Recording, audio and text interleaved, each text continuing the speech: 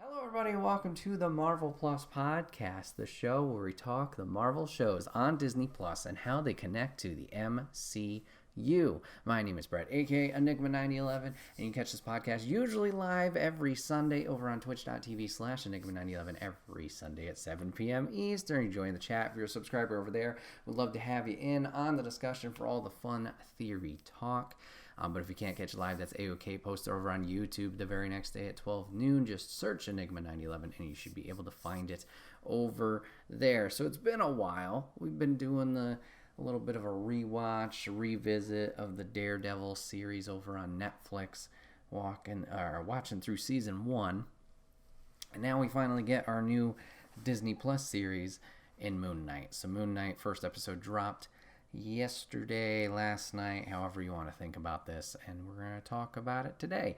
So, first question, Brett, what's your knowledge of Moon Knight? Well, not a whole lot, if I'm being honest. I've seen him in a couple of video games, either the Lego video games or I believe it was in Marvel Ultimate Alliance 2. And I know a little bit about his character. I know he's some kind of mercenary, has a lot of gadgets and stuff. Similar to a Batman. I've heard that comparison a lot, but not Batman. And this show is definitely not seeming to line up with that small trinket of knowledge that I have. So it's going to be interesting. It's going to be a fun ride for all of us. But yeah, the first episode was cool. Obviously, we get not a lot of answers, which should be kind of the pattern by now with these Disney Plus shows. But we kind of get the groundwork laid down on at least our main character of Steven and potentially what he's dealing with. So let's jump on in to this episode. Episode 1, the Goldfish Problem. We're going to open up with Ethan Hawke's character, as we're going to learn later. His name is Arthur. And for some reason, well, not for some reason, this man's parched. He's going to have a little drink of water, and then for some reason we'll smash that glass and proceed to take said broken glass and put it in his shoes, and then he walks off. I don't know why. This man has some kind of kink for torture, I guess. And we'll go into our opening. Not a full-on opening, just going to get the Marvel logo as we'll pan over to our friend Oscar Isaac, as we'll also learn his name's Steven, or something else. And we see that he is waking up in his apartment looking very confused, and he has quite the interesting setup as he is tethered by his ankle to a post. Seems like this man has some sleeping issues. As he's kind of getting himself out of bed, untethering himself, we're also going to notice there is sand around his bed, which I thought was weird, but that's going to come into play later, and we're going to notice that there is some tape, just a simple piece of blue tape, seemingly on the frame of the door. So the door and the frame right in that middle section hasn't been tampered with or anything like that. So it seems like he's worried he's gonna sleepwalk away somewhere. Okay. So anyways, he's happy to see that nothing has been tampered with.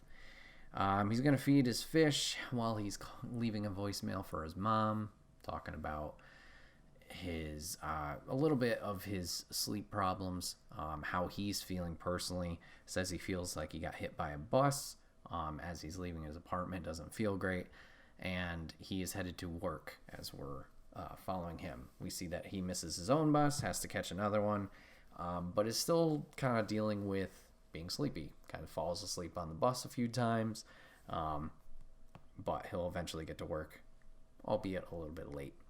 So he's working in a museum, and he's heading to his position. He's going to explain, for some reason, surgery on mummies, or how their organs are gathered before they're turned into mummies, to a small child who does not seem very interested in the exhibits. And he's called over by his boss. Obviously, he's late, so he's getting a little flack for that, but is reminded that he's not a tour guide. Even though he seems pretty knowledgeable in the stuff, he is just simply a salesman in the gift shop. So quickly, through this little bit of interaction, we're going to learn some quick little factoids about our main character here. So once again, he's a salesman in the gift shop for the museum. He has a date upcoming with a girl, but does not remember making the date. Okay, great, swell, off to a good start. Their date is going to be at a steakhouse, but this man is vegan. Also great, that seems fitting. And this is the third time that he's been late this week. Okay, so we have a very nice boss. It seems very lenient. So pretty much we have this conversation. He's going to quickly bring up some knowledge he knows of I think it was the Ennead, which is like a group of gods from Egyptian, not lore, but like, I guess their religion would be the best way to put it. We're going to get these little factoids, but then he's going to leave work. And we're going to see how Steven deals with some of his problems. And essentially he has a therapist, but his therapist is a street actor. It's essentially a man that poses as a statue. He's pretty much, saying all his problems to this poor man while he sits there. However, he does look out for this guy by making sure, like, he pays him pretty well. Well, I don't know how much he pays him, but he pays him for his time and his services. And then also a couple comes up, asks for a photo. He gladly obliges and, helps them take the photo and takes the photo for them.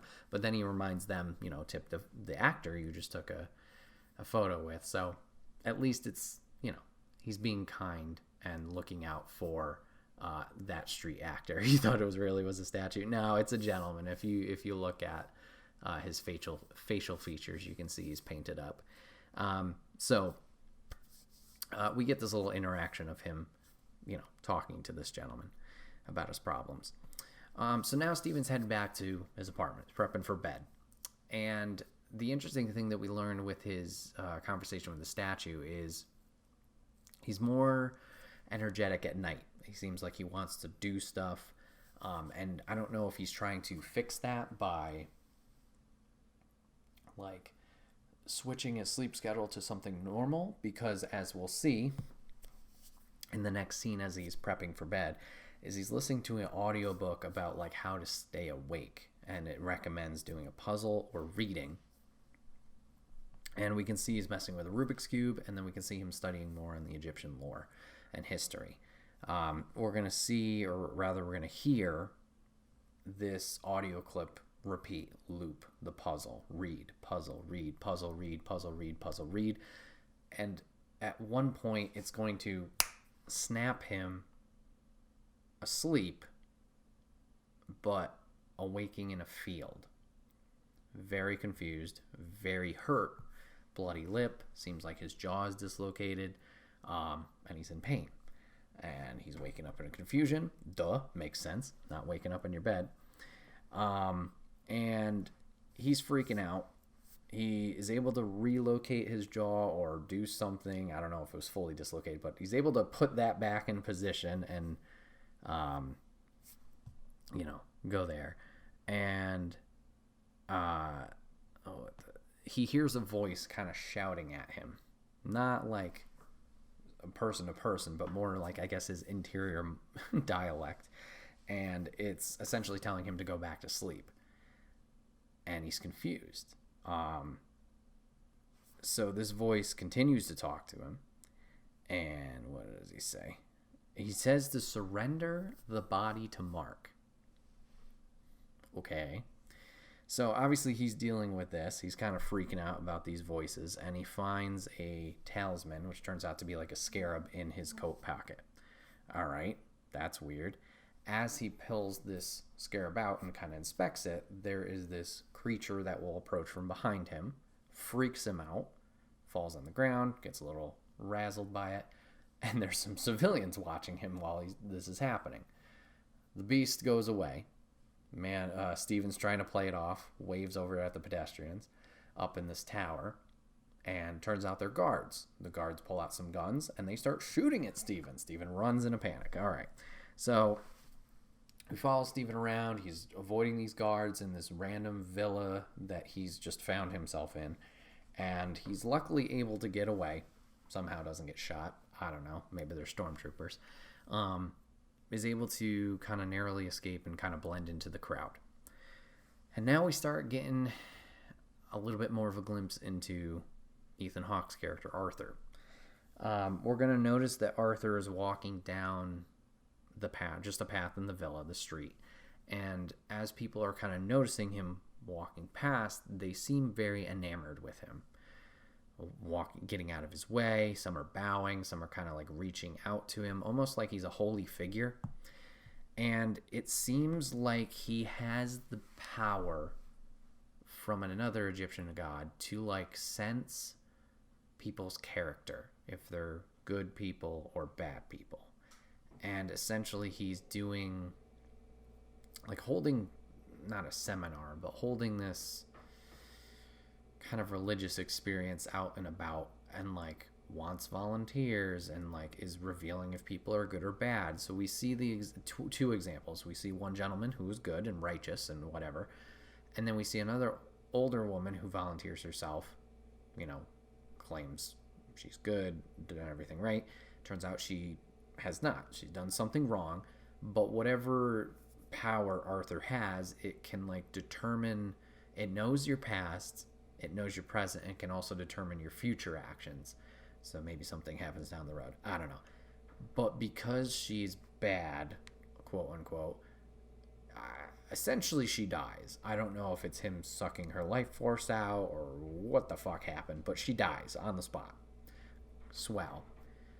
While the body's being taken care of, the guards stroll up and they report into Arthur. Say the situation hasn't been handled, the guy got away, and Arthur asks if he's still here. He's going to say some phrase out to the crowd. All of them are going to react, and they essentially like kneel down and bow to him, except for Stephen. So Stephen's sticking out like a sore thumb, looking around like, hi, I guess. And Arthur's going to be like, hey, you have something that's mine. I want the talisman back. If you get that back, no problems. And Stephen's like, yeah, sure, fuck it, take it.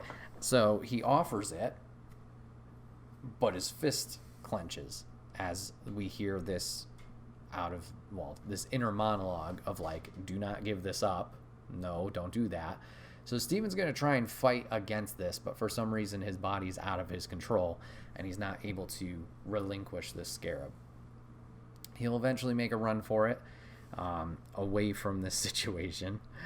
And obviously the guards are going to pursue and try and follow. As he is running away, even the crowd around him, as the loyal subjects, are trying to get to the scarab. So he gets actually grabbed by a small group of the crowd, and one gentleman is actually going to tear and rip the scarab out of his hand. And while this is happening, he kind of has like a weird seizure blackout moment, does that, comes back to, and those 4 people are dead around him, and he's just holding the bloody scarab in his hand. He's like, what?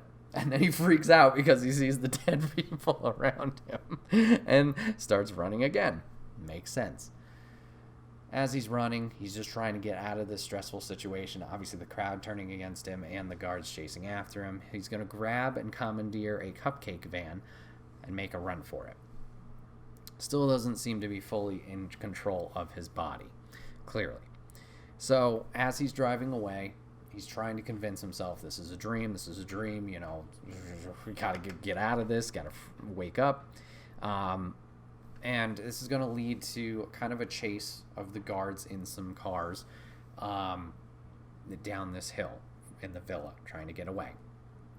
He's going to pass some civilians, gets flipped off by another old lady, and through this, he's not going super fast, or rather his van isn't going super fast. He is going to get caught up to.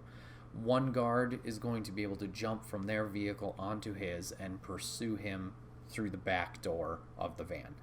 He's able to get to the front, kind of grabs him, puts him in danger. Once again, Stephen's going to black out, have this little seizure moment, wakes back up. The card outside to the left of him has been taken care of, and the gentleman who was grabbing him is now sitting back unconscious or dead in the back of the van. And he has a gun in his hand. What the fuck is going on? All right, cool, great. So, Stephen's just going to keep getting in trouble. And the next scene is 2 more cars filled with these guards are essentially going to sandwich the van. It's going to have a blackout moment. Cars are taken care of. He keeps hearing these voices in his head as this is all going on. Mark, wake up. Surrender the body. What are you doing? This idiot's here.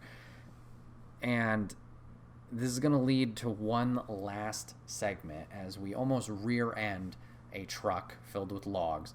We're able to luckily go around that and avoid it, but we'll deal with one more car. The van's going to be in trouble. He's going to stop it to avoid hitting them, try and get out of the situation. The guys in the car ahead are going to get out. They're loading their guns, attempting to go and deal with Steven, and we'll see logs fall down on them from the truck on the simple lane above because it's like a zigzag.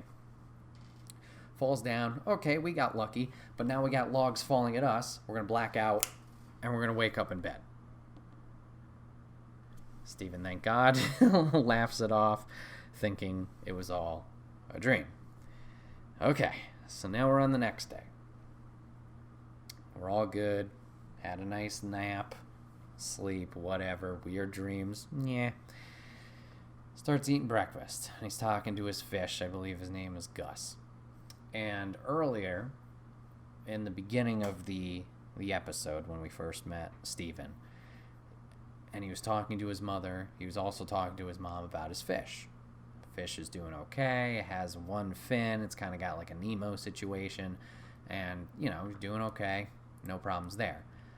Well, now, while he's eating food this morning, he happens to notice something is off. And it's the fish. The fish's fin has now been healed or is now normal. That's a big problem. That's a big uh-oh.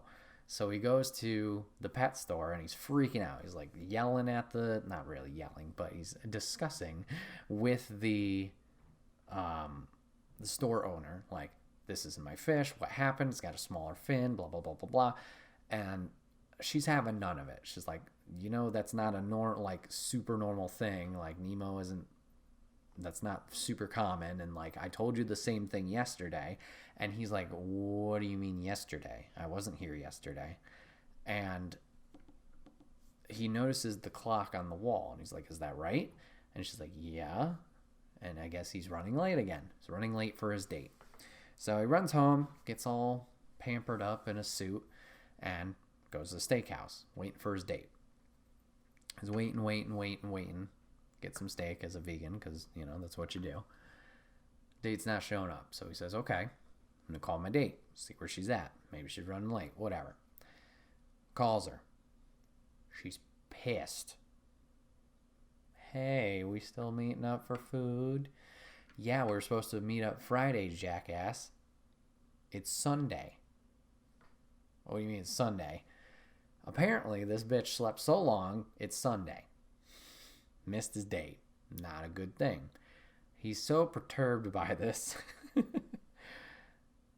Just struggling with the realization of that is how many days have obviously passed since Thursday and falling asleep. Orders a steak. Doesn't know what to order. Just kind of is going through the motions. The waiter will bring it to him. So now we're going to see him go back to his apartment. Obviously, mad at himself for how things turned out and, the unfortunate situation. He's going to start chowing down on the box of chocolates that he happened to bring for his date. Shares a little bit with the fish, which was kind, some sprinkles, but unfortunately dropped some on the floor. So he's going to pick those up, but as he's down there picking them up, he notices scuff marks on the floor. Notices that the table follows the scuff marks. So he moves the table and climbs on it and notices a loose board in the wall. Okay. He's going to grab the items behind this board. Turns out it is a charger, a phone, and what was the last item? Oh, a key of some kind. So plugs in the phone. He's looking through it. And boy, has he missed a lot of calls from somebody named Layla. And one from Duchamp. Okay. Decides to try and look this up, but instead he gets a phone call from Layla. Shocker. He picks up. Oh my God, you're okay. Why haven't you picked up? I've called, I've texted, I've done all these things. Why haven't you responded to me? Where are you? Are you safe? Steven has no idea what's going on. And he's asking her questions like, what? I don't know who you think I am. I just picked up this phone. I just found it in my wall in my flat. And she's like, are you crazy? Mark, are you okay? Why'd you call me Mark? What are you talking about? What's with the accent? She eventually hangs up on him because obviously he has no idea what she's talking about. And now we're going to start getting to hear those voices again. And we hear the voices call out to Steven somewhere in his flat, in his apartment. Steven's going to investigate, being all scared. He's going to threaten to hit it with the phone as he holds it up behind him. And this is going to lead him to his bathroom. Nobody's in there. Relief. But he knows his reflection starts nodding at him. Turns on the light. Reflection stops. But now we get some flickering of the lights. And it seems like almost kind of like an earthquake situation. Not super rustling, but some rustles, some shakes, some disturbances. The reflection is going to call out to him. And Steven's going to run in a panic. Totally understandable. Runs to the elevator. He's trying to make it to the ground floor. And this elevator has decided to go one floor at a time. So he starts on the 4th floor. Goes to the 3rd. No luck there. Goes to the 2nd floor. And the whole hallway is darkness. That seems safe. Lights are still flickering. We get them on, and we are going to see this big, giant mummy beast creature approaching the elevator. Has some kind of crow mask on. Finally reaches the elevator as Steven is freaking out and has fallen to the floor. Snap back to reality. We're still on the elevator, but it's an old woman entering the elevator. Steven, in dismay, makes up an excuse, saying he lost the contact. Eventually, the elevator is going to go back up to the 5th floor, and Steven's still confused. And after asking the old woman, like, why she's here, where they're at, the figure is going to appear in the elevator with Steven. Snap again. Steven's going to wake up in all of a hustle, or not a hustle, all in a tizzy. Wakes up scared in a bus. All right. He's going to see the figure, the creature, one more time on the street, and he's going to leave the bus. But it turns out Arthur, our friend, was on the bus as well. Steven is going to notice this, but kind of hurries in a panic to the museum. I guess he's reporting in for work. Tries to get some help from security. They're not helping him out. He notices another patron of the bus kind of going into the museum and kind of lurking around. Decides, okay, I'm going to follow this person, see what they're up to. Does that, Arthur's going to cut him off. And Arthur's making this whole big lore explanation, exposition stuff of like, oh, the gods and my pod, la la la, this thing, the other thing, the voices in your head, they're going to eat you up and devour you, and I'm the judgment of character, blah. I don't know. There's a lot of things that I don't know 100%, so I could be just talking to my... There's a big exposition dump here of, like, lore.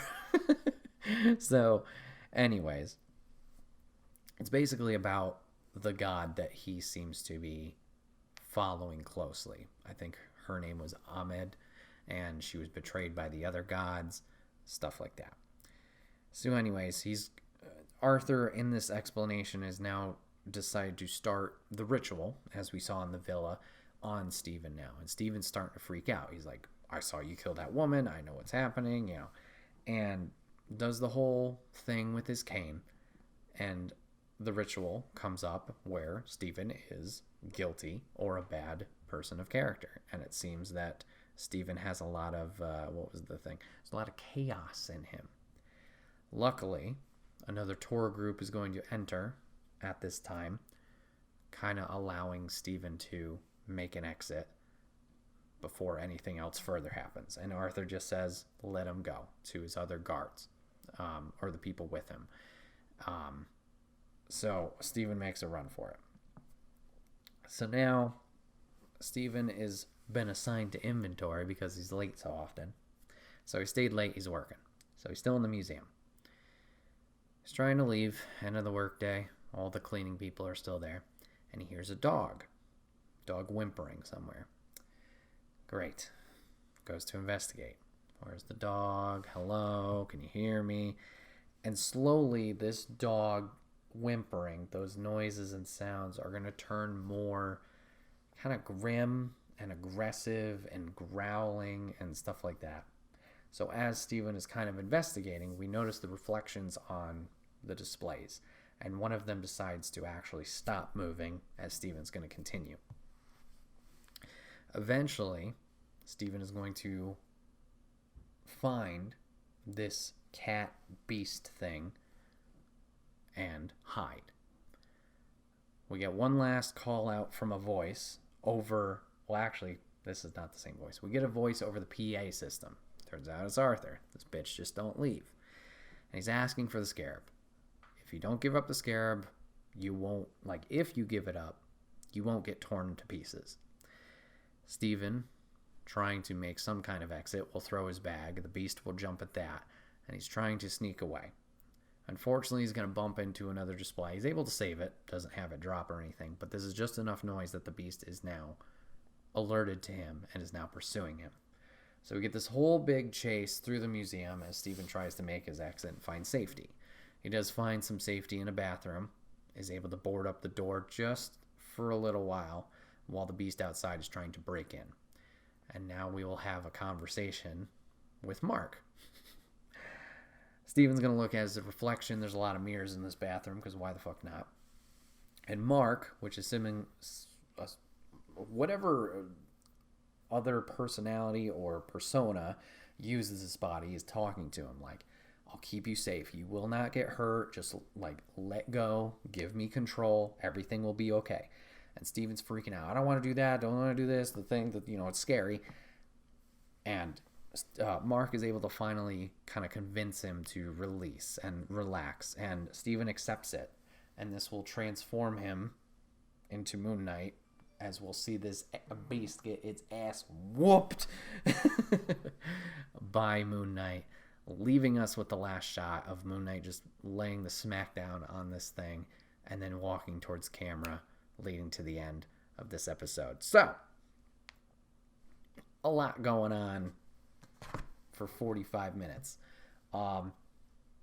Good, interesting. I don't understand anything about the powers. So it seems like this show, it's going to be interesting in how Steven, Mark, Moon Knight, I don't know if he's schizophrenic. I don't know if this is some weird mind taking over thing. I don't know if this is a brainwash, he has been led to think he has this other personality and other life in this Steven persona. I guess time will tell over these next couple of episodes what exactly is the situation with this character. I think there have been interviews leading up to this with the director talking about mental illness and how they wanted to portray this in this character.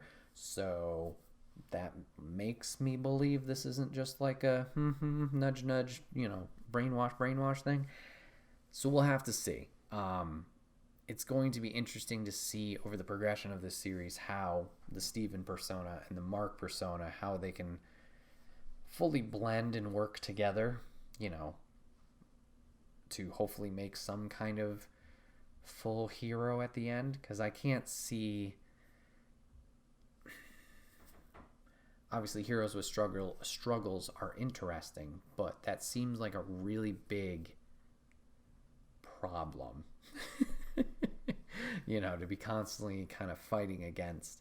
And maybe it's just that acceptance, similar to, oh crap, I feel like there's another hero or anime or something like that where it is this kind of dichotomy between normal person and then this heroic-esque figure, kind of like a Venom, where you have Eddie Brock and then you have Venom kind of not take over, but if you're going by the Sony movies, it's two different personalities.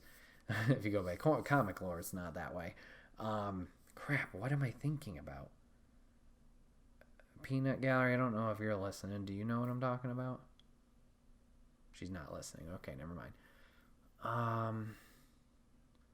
There have been shows like this where they have those dueling aspects against each other, where there's that argument and that tension. It's going to be interesting to see how that plays out going forward. So as for our villain, Arthur, we don't know too much. He seems to have some kind of connection with these Egyptian gods, can use some of the power for whatever reason. The judgment, I don't know exactly how that helps him, unless it is a life source thing that he is absorbing from the wrongdoers. But other than that, I'm curious as to know what his motives are. It seems like the scarab piece that Mark, Steven, Moon Knight currently has belongs to Ahmed, that goddess that, Arthur is kind of channeling. So I can see that, like, he wants that to return it, or at least, kind of fulfill some prophecy with her. So at least that motivation is there. But yeah, there's a lot of questions of, like, once again, the dichotomy of Steve and Mark, how that's going to fluctuate, or how that's going to work together and flourish. But then also, like, why or how is Moon Knight such, like, how is he finding himself in these situations? Like, what's his history? Is it just because we can assume Moon Knight also has Egyptian god power in there, and maybe that was Arthur trying to plant the seeds of doubt in Stephen in the exposition dump of, like, oh, she was betrayed by the other gods, blah, blah, blah, don't trust. Maybe Moon Knight, has these aspects of another god, and for some reason Ahmed was really bad, and he's still dealing with that. Is he a good guy or a bad guy? He's technically a good guy. He's like an anti-hero, so he is a good guy, but he doesn't follow, like, a similar code to a Captain America and Iron Man. Like, he's not afraid to be violent, similar to a Venom in a way. So yeah, technically hero, but not the purest of heroes. Yeah, this is going to be an interesting series to watch. Once again, not knowing a lot of the character's history, trying to figure that out in a 6-episode arc. And then also just, it's a lot to deal with, because obviously we are dealing with multiple personalities, trying to figure out how this is working out and why this is happening. And then also just trying to understand the capabilities of a Moon Knight. What can he do? What can't he do? So I'll have to say that. The guy said the lady god could see your whole life and tell you if good or bad, and that's why the old lady died. Yes, if you notice his tattoo will move like the what are those things called? Almost like a kind of like a scale. The scales of justice, or whatever the hell you want to call it. And it seems to pick up on if you're if you're a person of good character or a person of bad character. So while she has claimed to do nothing but good, it can see, like you said, their whole life. So maybe something would have happened down the road where she had made a not pure or not good in character decision. And that is why his tattoo went red, and her fate was sealed at that moment, I guess. Obviously, I guess he has to activate whatever life-sucking power is going on here, because Steven did not get affected by this. I don't know if the connection was broken when the tour guide and group came in, or if whatever Moon Knight power thing protected him, or if Arthur just simply didn't say, the magic words. But yeah, there is chaos in him. So I assume during that little ceremony, his results, the tattoo also went red, and would have been bad characteristics per se. And that could be just like, not saying he's evil, but just like maybe something he had done was incorrect or not the best intentions. Yes, the scale was shaking as well with Stephen. What I'm saying is he did not die at the end of this ceremony or ritual like the old lady did. So there must be something that Arthur needs to follow up with after this judgment thing happens. And maybe that's a fear tactic too. Maybe he doesn't always, slap people on, like maybe there's a slap on the wrist and maybe he doesn't just execute people unless people do just follow out of fear because he executes everybody. Who's bad in character. We'll have to see where that goes. Now my guess is he does get rid of these people. I don't know if it's a life absorbing thing, but as we saw with the opening, like he's wearing glass in his shoes. There has to be a reason for that. Maybe he is invulnerable to that, or like has hard skin or healing factor or something. So because he absorbs the life from them, he's unable to get hurt by the glass in his shoes. Why he would do that, to just kind of have a big dick energy about him, I don't know. But like, why would he do that otherwise, kind of thing. So earlier, Mrs. G put in the chat about the mom. And she was wondering, or had thought, is she real? And I'm on the same kind of track as her. I don't think the mom is real. I think whether it's tough to say if this Stephen persona is fake, but if we're going to go with the brainwashing theory, this could just be a ploy for the Stephen character that like, oh, I got to call my mom. Like, there's some kind of connection for him to kind of live with, I guess you could say, to kind of believe this reality for himself. Like, he has the job. His mom is somewhere. Like, it just seems too odd. I guess you could miss calls often, but he's called twice at different time intervals. It's not like he always calls her at 9 a.m. going into work. Like, I could get that if she happens to miss, maybe that's a bad time for her. But so far, granted, once again, it is only the 2 calls, but she's missed both, and it's always a voicemail he's leaving. So either this is maybe somebody monitoring him, maybe he has to call into this thing, and whoever initially put the brainwash on him, this is a way for them to monitor his situation, what he's experiencing as he shares his sleep deprivation and the things he's feeling. Or once again, this is just a ploy overall to be like, this is a way to kind of keep him thinking things are normal. As for the situation with Layla, I have no idea. Obviously, this Layla character has some connection to the Mark persona. I don't know if they have a connection to the Moon Knight persona. For some reason, that other identity has a past and is trying to stay hidden, I guess. Maybe that's the thing too. Maybe Moon Knight and Mark are trying to stay hidden through Steven on purpose. Like, maybe this is a way for them to kind of stay incognito. And maybe this vessel, this body of Steven, like, is just, it's not a parasite, but maybe it's being used like that. Maybe the Mark character and Moon Knight, this is really a stretch because I do not know how Moon Knight works. Maybe it can jump from person to person. I don't know. I could be making a big stretch here, and I'm sure there's a lot of Moon Knight fans who are like, what the fuck? That's not how it works. And to that, I say I'm sorry.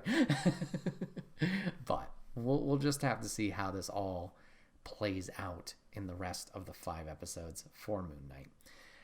I hope you guys are enjoying the show, whether you're staying on track, everything, or you're as confused as we are.